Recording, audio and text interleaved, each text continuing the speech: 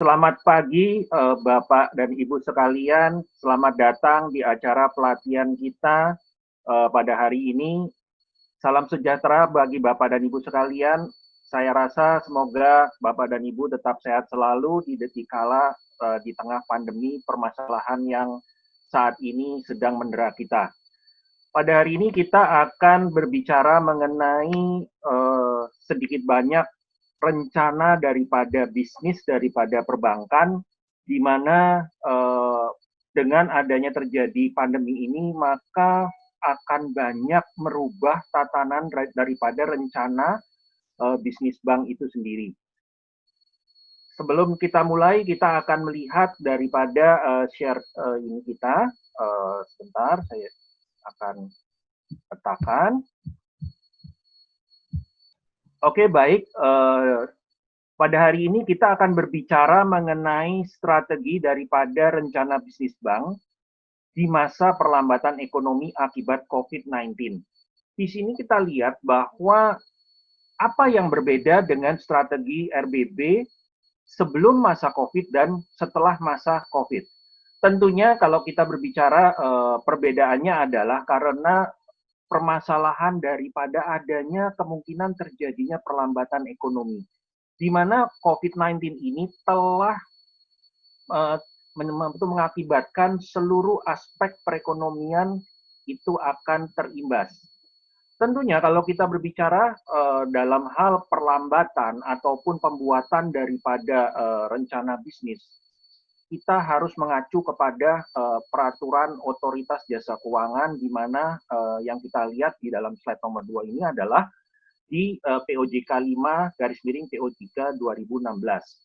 Hal ini adalah beberapa poin yang kita lihat adalah kita harus tetap berpatokan kepada sasaran strategis, di mana corporate value dari perusahaan kita itu akan tetap terjabarkan dengan baik. Dan kemudian di poin berikutnya, itu juga harus disusun secara matang. Jadi dalam arti kalau kita sudah melakukan penyusunan sebelum terjadinya kondisi COVID-19 ini yang berimbas kepada perusahaan kita, tentunya kita harus melakukan revisi. Dan revisi ini tidaklah, span of revisinya ini tidaklah terlalu besar.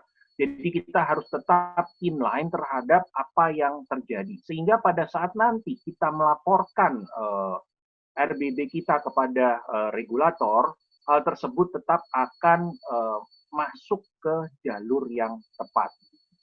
Kemudian kita lihat di poin berikutnya, di mana penyusunan rencana bisnis sebagai sarana untuk mengendalikan risiko strategik. Di sini kita akan melihat bahwa adanya beberapa perubahan faktor eksternal dan faktor internal yang berimbas karena COVID-19 ini. Terutama kalau kita lihat di faktor eksternal itu akan sangat banyak poin-poin penting yang akan terdampak.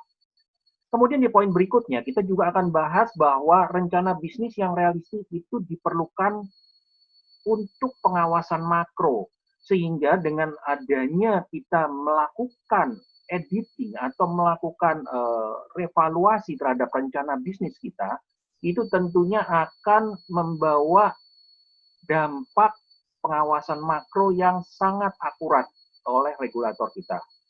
Kemudian yang poin berikutnya, kita juga akan melihat bahwa rencana bisnis merupakan sebagai salah satu acuan bagi regulator untuk dapat mengawasi risiko dengan optimal dan efektif.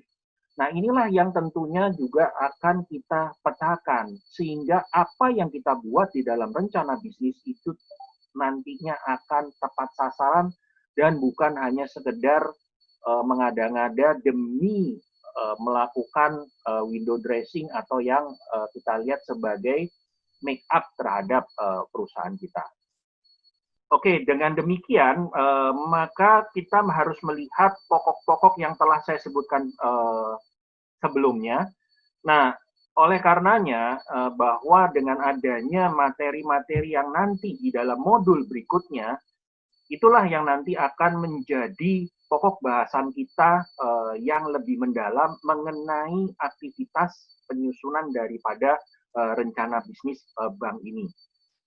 Bapak dan Ibu yang tertarik dengan adanya pokok materi penyusunan RBB berdasarkan dalam situasi dan kondisi luar biasa di masa pandemi ini, dapat mengikuti dengan seksama di modul kita yang berikutnya.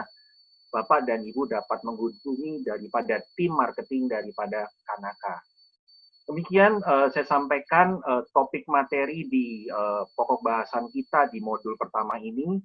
Sekian, terima kasih dan selamat siang.